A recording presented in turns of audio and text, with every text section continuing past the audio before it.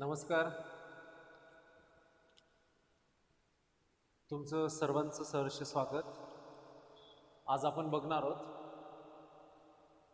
जे की नुकतंच पार पडलेला महाराष्ट्र लोकसेवा आयोगाच्या माध्यमातून ग्रुप बी चा जो पेपर झाला आता, ज्यामध्ये आपल्याला विविध विषयाचे आणि ज्या विविध विषयांवरती क्वेश्चन विचारले गेले, ज्यामध्ये इतिहास असेल, भूगोल असेल, पॉलिटिचा असेल, त्याचबरोबर चालू घडामोडी, अंकगणित, बुद्धिमत्ता, अर्थव्यवस्था असेल, अशा सर्व विविध महत्त्वाच्या विषयांच्यावरती जे काही 100 क्वेश्चन आणि एका प्रश्नाला जसा 1 मार्क्स हे जसं आपल्याला विचारलं गेलं. सो आजच्या लेक्चरमध्ये आपण शिकणार आहोत भूगोल हा जो काही विषय आहे त्यातला ग्रुप बी मधला भूगोल विषयावरती कोणते कसे क्वेश्चन्स विचारले गेले त्याचं आपण स्पष्टीकरण लक्षात घेऊया. आता अनेक प्रश्न भूगोलावरती आपण जर बघितले तर नद्यांच्या वरती, लोकसंख्या शास्त्रावरती असेल, पर्वत डोंगर रांगांच्या वरती असतील, त्याचसोबत जर बघितलं आपण नद्यांच्या उपनद्यांच्या वरती काही क्वेश्चन्स असतील, असे बरेच क्वेश्चन त्यामध्ये विचारले गेले. तर आपण बघूयात भूगोलातला याच ग्रुप बी मधला पहिला प्रश्न त्या ठिकाणी समजून घेऊयात. इथं दिलंय की जसं खालीलपैकी कोणती जोडी शहरी एकत्रीकरण म्हणून विचारलाय. बघा प्रश्न, खालीलपैकी कोणती जोडी शहरी एकत्रीकरण, ज्याला इंग्लिशमध्ये बघा इथे म्हटलं गेलंय अर्बन ॲग्लोमिरेशन्स, शहरी एकत्रीकरण या संकल्पनेमध्ये येते असा क्वेश्चन त्या ठिकाणी विचारला गेला. आपल्याला शहरी एकत्रीकरण असा क्वेश्चन विचारलाय आणि आपल्याला पर्याय बघा 4 पर्याय दिली. पहिला ठाणे नाशिक, दुसरा मुंबई नवी मुंबई, 3 नंबर सातारा सांगली, 4 नंबर नागपूर चंद्रपूर दिलाय. सो विद्यार्थी मित्र, ह्या प्रश्नाचं योग्य जे उत्तर आहे ते आहे मुंबई नवी मुंबई, हे त्याचं योग्य आन्सर आहे, मुंबई नवी मुंबई. आता बघा बऱ्यापैकी जर बघितलं आपण शहरी एकत्रीकरण, आता दोन्ही याचा जर उल्लेख केला आपण तर त्या ठिकाणी हा लोकसंख्या शास्त्रामध्ये देखील याच्यावरती आपल्याला चर्चा करता येईल की जसं की मूळ 1960 मध्ये महाराष्ट्राची स्थापना झाली. त्या दरम्यान महाराष्ट्रात 26 जिल्हे होते आणि 1980च्या नंतर म्हणजे 81 पासून महाराष्ट्रात 10 जिल्ह्यांची संख्या वाढली. मुंबई शहर उपनगर असेल त्याच्यातनं तो वेगळा झाला, म्हणजे तो एकत्रीकरणाचा भाग असेल. दुसरा असाही विचार करता येईल की उद्योग व्यवसाय, इंडस्ट्रीयल ग्रोथ असेल. बघा मुंबई नवी मुंबई हा कॉरिडॉर जसा की आपण बघितलं, इंडस्ट्रीयल ग्रोथ मोठ्या प्रमाणात महाराष्ट्रात आहे आणि दोन्ही जोडले गेलेत. बऱ्यापैकी जवळजवळच्या भागामध्ये असणारी ही दोन्ही ठिकाणं असतील, म्हणून त्याला शहरी एकत्रीकरण असं आपल्याला म्हणता येईल. सो याचं उत्तर आपल्याला देता येईल 2 उत्तर देता येईल. ठीक आहे, या प्रश्नाचं उत्तर आहे 2. नेक्स्ट बघूयात, त्यानंतरचा पुढचा प्रश्न आपल्याला विचारला गेला. आता बघा इथे क्वेश्चन आपल्याला विचारला गेला की उत्तर महाराष्ट्र 150 मेगावॅटचा सौर ऊर्जा प्रकल्प कोणत्या जिल्ह्यात आहे.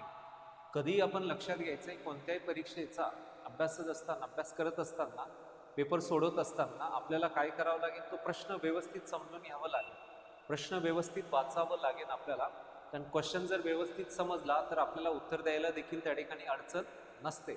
सो हा प्रश्न सौर ऊर्जा, सोलर पॉवरवरती विचारला गेलाय, सोलर पॉवरवरती त्या ठिकाणी विचारला गेलाय.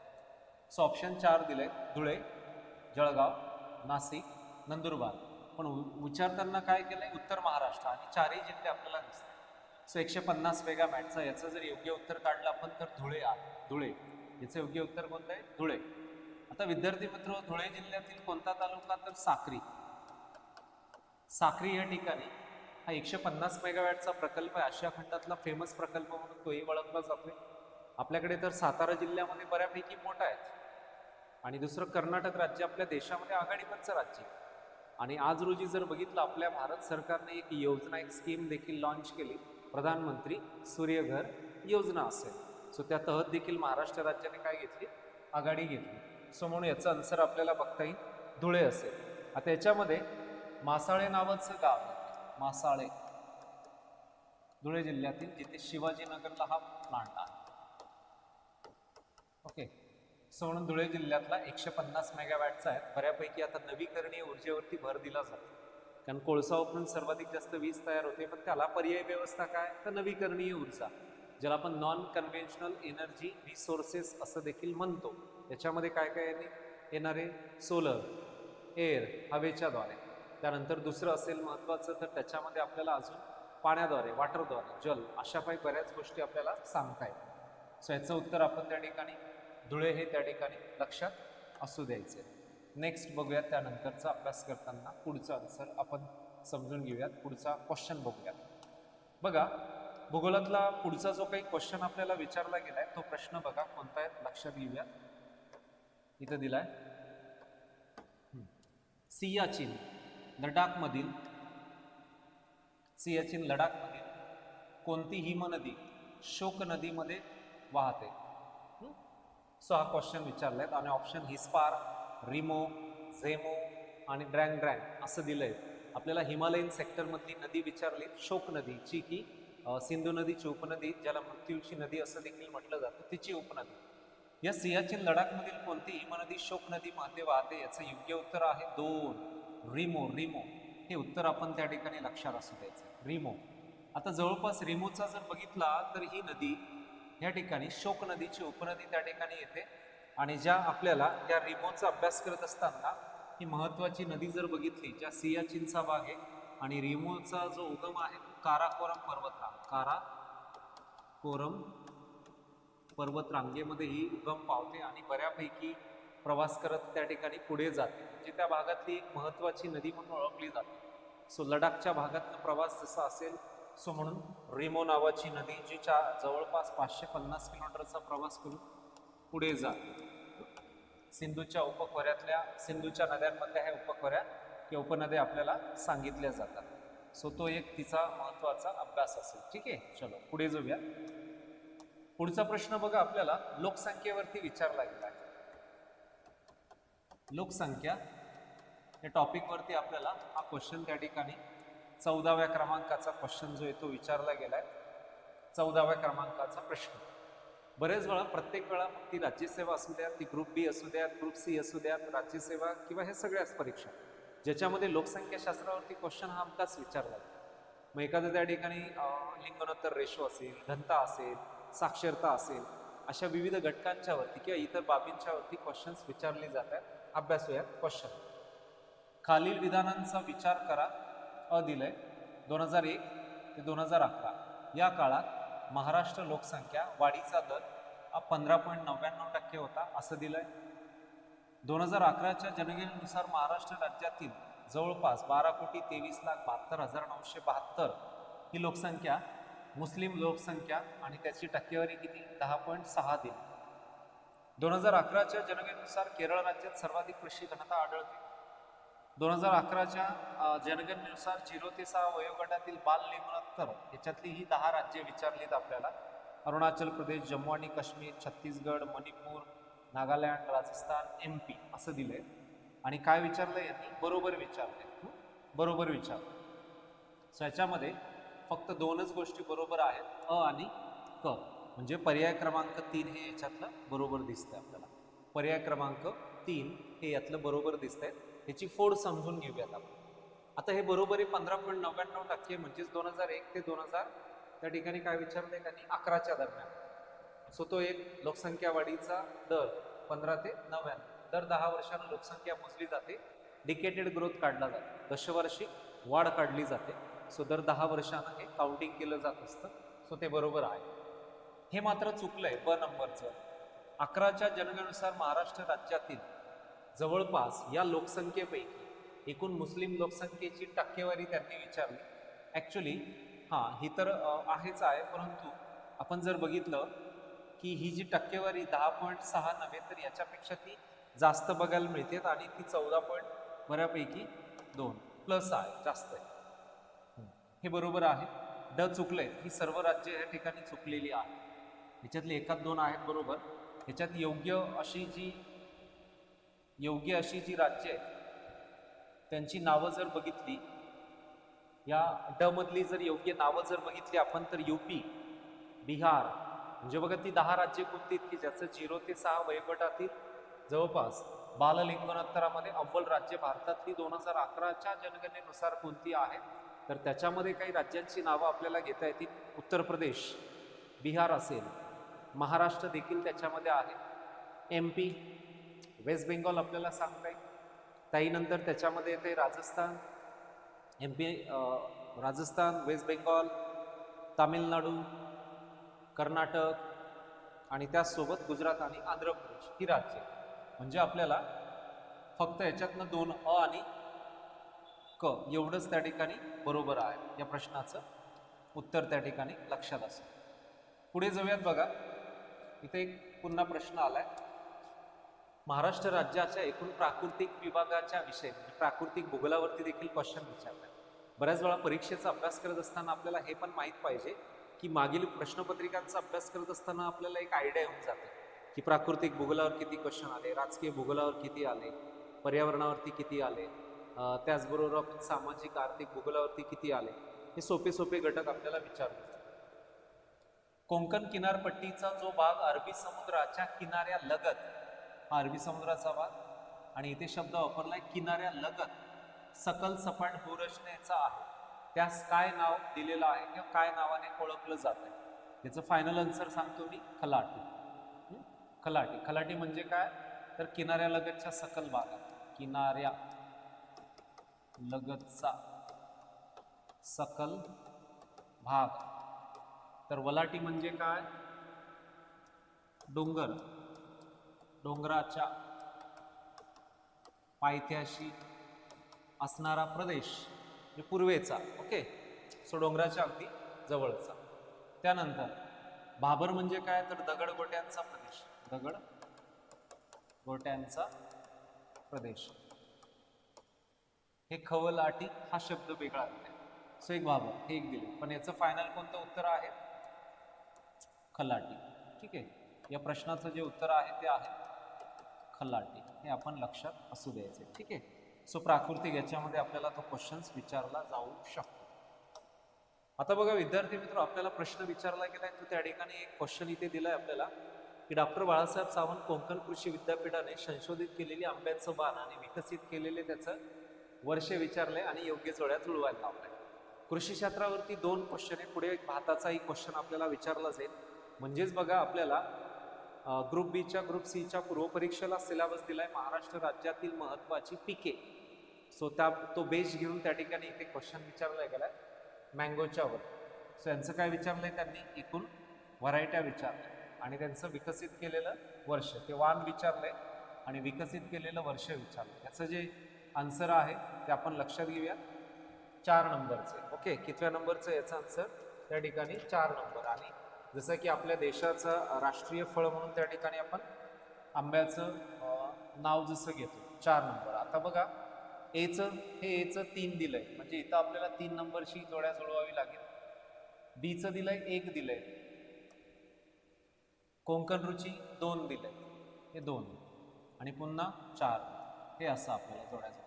म्हणजे रत्ना 1981, सिंधू 1992, कोकण रुची 99 आणि कोकण सम्राट 2014 असं दिलं. सो म्हणून हे सर्व त्या ठिकाणी आंब्याच्या संदर्भात आहे. आणि कोकणामध्ये सर्वाधिक जास्त आपल्याकडे आंबा फळ पीक पिकवलं त्यातला हापूस आंबा, हापूस कोकणात पिकतो. तर केशर आपल्याकडे पिकतो त्या ठिकाणी मराठवाडा. एकदा तर आंबा फळ पिकाचं शास्त्रीय नाव देखील आपल्याला परीक्षेमध्ये विचारलं गेलं. सो आंब्याचं मँगोचं सायंटिफिक नेम काय, मॅग्निफेरा इंडिका.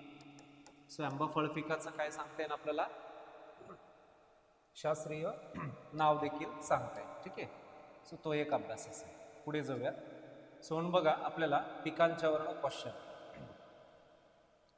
पुनश्च 17वा प्रश्न आपल्याला विचारला गेलाय आणि याच्यामध्ये दिलंय आपल्याला तलावांची जोडी असेल. बघा काय विचारलंय, खालीलपैकी कोणती त्या जोड्या अयोग्य आहे, म्हणजे चुकीचं विचारलंय. सो याच्यामध्ये योग्य जोडी आहे फक्त ह्याच्यात दिलंय बघा, अयोग्य विचारली ना, आणि व अयोग्य हे जे आहेत अयोग्य आहेत, बाकी हे बरोबर आहे. म्हणजे आपल्याला ह्याच्यातलं आन्सर कोणतं सापडेल, 2 नंबरचं, अ आणि ब हे अयोग्य आहे. आता बघा हा तावरजा नावाचा जो तलाव आहे हा लातूरमध्ये, लातूर, याचं उत्तर काय सांगते, तावरजाचं लातूर सांगते. आणि जो उमरजी नावाचा विचारलाय तो त्या ठिकाणी आपल्याकडे गोंदिया जिल्ह्यामध्ये, गोंदिया, म्हणजे ते चुकीची पेर दिली त्यांनी. आणि हे बाकी बरोबर आहेत सर. हे बरोबर आहेत. क पण बरोबर आहे, ड पण बरोबर आहे. चुकलं काय आपलं अ आणि ब. म्हणजे याचं अयोग्य आहेत असं विचारलंय तर त्याचं उत्तर आहे 2 अ आणि ब. बऱ्याच वेळा अयोग्य जोडी विचारली जाते, बऱ्याच वेळा त्या ठिकाणी योग्य जोडी देखील विचारली जात असते. सो म्हणून त्याचं उत्तर आपण त्या ठिकाणी काढलंय अ आणि ब दिसते. चुकलेलं आहे. योग्य जोडी कुठली? ही खालची बरोबर आहे. ओके. हा, बाकी हे असं जर तावरचं आहे लातूरमध्ये त्यांनी धाराशिव दिले. बाकी गोंदिया उमरजरी. ओके. सो हे असं व्यवस्थितरित्या आपण लक्षात ठेवायचं. पुनश्च पुढे जाऊया. आता इथे एक क्वेश्चन विचारला गेलाय की आपल्याला तो क्वेश्चन कसा आहे हे क्लिअर करतो मी तुम्हाला एकदा. हे दिसत असेल व्यवस्थितरित्या. ठीक आहे. चला, नद्यांवरनं बऱ्याच वेळा आपल्याला परीक्षेमध्ये क्वेश्चन्स विचारले जातात. पुढील नद्या उपनद्यांच्या योग्य जोड्या जुळवायच्या. यामध्ये नदी दिली, नद्या दिल्यात आणि उपनद्या दिल्या. तर महाराष्ट्राचा भूगोल अभ्यासत असताना नदी प्रणालीवरती हमखास क्वेश्चन असतात. मग त्या महाराष्ट्रातल्या असतील, भारतातल्या असतील. मग अशी बघा सिंधू शोक आणि त्याची उपनदी, त्यावरनं एक क्वेश्चन विचारलाय. नदीवर तो एक क्वेश्चन आणि दुसरा क्वेश्चन पुनश्च नदीवर आला. म्हणजे नदी प्रणालीवर किती प्रश्न दिसतात आपल्याला ग्रुप बी म्हणजे एक्झाम मध्ये 2 प्रश्न दिसतात. सो बघा जोड्या जुळवायला लावल्या. तापीची जी उपनदी बोरी आहे, बोरी पूर्णा नळगंगा विदर्भात, सिंदफणा मराठवाडा बिंदुसरा आणि मांजरा घरणी. म्हणजे तापीची ही 2 3 2 3 2 3 म्हणजे हे सापडलं. हा, याचं उत्तर आहे 3 नंबरचं उत्तर. कितव्या क्रमांकाचं उत्तर आहे? नंबर 3. तिसऱ्या क्रमांकाचं उत्तर आपल्याला त्या ठिकाणी याचं योग्य सांगताय. ठीक आहे. सो तापी बोरी म्हणजे तापी ही धुळे, बोरी त्या साईडला आहे उत्तर महाराष्ट्रात. पूर्णा जसं की बुलढाणा वगैरे भाग, वाशिमसह विदर्भ, सिंदफणा ही नदी माजलगाव बीड आणि बिंदुसरा बीड शहर वसलं आहे त्याच्यावर. बाकी मांजरा लातूर वगैरे भागामध्ये हे घर उपनदी म्हणून सांगता येईल. सो हा प्रश्न आपल्याला कशावरून विचारला गेला? नदी प्रणाली आणि त्यांच्या उपनद्या असतील त्यांच्या जोड्या जुळवायला लावल्या. सो म्हणून तो एक क्वेश्चन असेल. चला पुढे जाऊयात. त्यानंतर हा एक प्रश्न आपल्याला विचारला आहे बघा.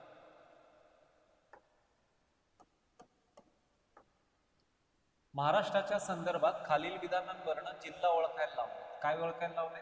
जिल्हा. आता बघूयात काय कसं आहे. तलावांचं शहर या जिल्ह्यात स्थित आहे, असा एक प्रश्न विचारलाय आपल्याला. तलावांचं शहर या जिल्ह्यात स्थित आहे. ब, या जिल्ह्यात दारुगोळा व शस्त्रनिर्मितीचा कारखाना आहे. क, एक तालुका धातूच्या वस्तू व त्यावरील नक्षीकाम यासाठी देखील प्रसिद्ध आहे. मुशी नावाचं जातीचं जे गवत आहे, ग्रास, हे जिल्ह्यामध्ये मोठ्या प्रमाणामध्ये आढळतं. आणि या सर्व गोष्टी ज्या जिल्ह्यामध्ये आढळत आहेत त्या जिल्ह्याचं उत्तर आपल्याला विचारलंय. ऑप्शनमध्ये बघा पर्याय रायगड, पुणे, ठाणे, अमरावती. सो या प्रश्नाचं योग्य उत्तर आहे त्या ठिकाणी ठाणे आपल्याला देत आहे. 3 नंबरचं उत्तर Thane. Okay. So Thane. So तलावांचं शहर, बरीचशी तलावं त्या ठिकाणी ठाण्यामध्ये. दारुगोळा शस्त्रनिर्मिती वगैरे आपल्याला त्या ठिकाणी सांगता येईल. इथे ठाणे जिल्ह्यातील महत्वाचं जे ठिकाण वगैरे, सो त्या भागामध्ये देखील हे आहे. ठाणे जिल्ह्याच्या संदर्भात अनेक दारुगोळा शस्त्रनिर्मितीचा कारखाना हे देखील आपल्याला सांगता येईल. अंबरनाथ या ठिकाणी. बाकी नक्षीकाम यासाठी देखील हे प्रसिद्ध आहे. बाकी मुशी जातीचं गवत या जिल्ह्यामध्ये आहे, ज्याचं आपल्याला चारा पीक म्हणून यूज करता येतो. आणि सर्वात महत्त्वाचं काय होतं इथे? धूप थांबवण्यासाठी त्या गवताचा फायदा होतो. ओके. सो म्हणून इरोजन थांबवण्यासाठी. सो याचं उत्तर आपल्याला ठाणे सांगते. लास्टला ठाणे हे देखील चर्चेत होतं. रामसर करार आहे बघा. रामसर करारामध्ये ठाण्यातलं फ्लेमिंगो खाडी, फ्लेमिंगो जी खाडी आहे ती कुठे आहे? ठाण्यामध्ये. अशा अनेक महत्वाच्या तलावांच्या संदर्भातला उल्लेख आपल्याला ठाणे जिल्ह्याच्या बाबतीत सांगता येईल. सो योग्य उत्तर या सर्व गोष्टी कोणकोणत्या जिल्ह्यामध्ये, तर त्याचं उत्तर आपल्याला ठाणे सांगता येईल. ठाण्यामध्ये त्या सर्व गोष्टी अवेलेबल आहेत. त्यानंतर पुढचा क्वेश्चन येतोय आपल्याला बघा. सोपा प्रश्न विचारलाय अजून. महाराष्ट्राच्या ईशान्य भागात खालीलपैकी कोणत्या डोंगर रांगा अथवा टेकड्या स्थित आहेत? काय विचारलंय बाजू? ईशान्य. आता आपल्याला इथं अशी ही इमेज पाहिजे. ही पूर्व बाजू आहे, ही पश्चिम बाजू आहे, ही उत्तर बाजू आहे ही दक्षिण बाजू, आणि ही बघा ही आपली कोणती बाजू आहे? ईशान्य. मग ईशान्येला महाराष्ट्र राज्यामध्ये गोंदिया जिल्ह्यामध्ये दरकेसा नावाची टेकडी, दरकेसा. कोणती टेकडी? ईशान्येला गोंदिया, दरकेसा. आपण शोधूया दरकेसा आहे काय. सातमाळा दिसते, गाळणा दिसते, 11 10 आणि ड मध्ये दरकेसा हे सापडलं दरकेसा. म्हणजे याचं इकडे आलंय हे 4 नंबरचं. फक्त ड हे स्थित आहे ईशान्य कोपऱ्यामध्ये. काय स्थित आहे? फक्त ड, दरकेसा. ठीक आहे, दरकेसा गोंदिया जिल्हा ईशान्य. 11 नंदुरबार म्हणजे उत्तरेला आहे, उत्तर. गाळणा धुळे वायव्य कोपरा, आणि सातमाळा नाशिक वायव्य कोपरा, वायव्य उत्तर. फक्त दरकेसा कुठे आहे? ईशान्येस आहे. किती सोपा प्रश्न आहे. म्हणजे आपण काय करा की भूगोलामध्ये सर्वाधिक जास्त ॲटलास बेस अभ्यास करा. तुम्ही जेवढं मॅपिंगनं अभ्यास कराल तेवढं त्या ठिकाणी आपल्याला दिशा वगैरे जर कळाल्या तर हे सोपं जात आहे आपल्याला. सोपा प्रश्न आहे. ईशान्येला कोणती डोंगररांग किंवा टेकडी स्थित आहे? तर दरकेसा गोंदिया जिल्ह्यामध्ये ती आपल्याला बघायला मिळते. सो ऑप्शन ड 4 नंबरचं. म्हणजेच आपल्याला जिल्ह्यावाईज, आपल्या वेगवेगळ्या विभागावाईज आपल्याला ही क्वेश्चन्स महाराष्ट्राच्या भूगोलावरती विचारली गेली. ठीक आहे. सो या पद्धतीने ही क्वेश्चन्स त्या ठिकाणी आपल्याला भूगोलाची आपण बघितली. ठीक आहे, भूगोल विषयाची ही प्रश्न. सो म्हणून 10 प्रश्न भूगोलावरती विचारली गेली. तर आपण जर प्रॉपर वेने अभ्यास केला तर नक्कीच त्या ठिकाणी काय तर आपल्याला जास्तीत जास्त मार्क्स मिळू शकतात. ठीक आहे. सो या पद्धतीने अभ्यास करा. सर्वांना शुभेच्छा. Thank you so much. Thank you so much.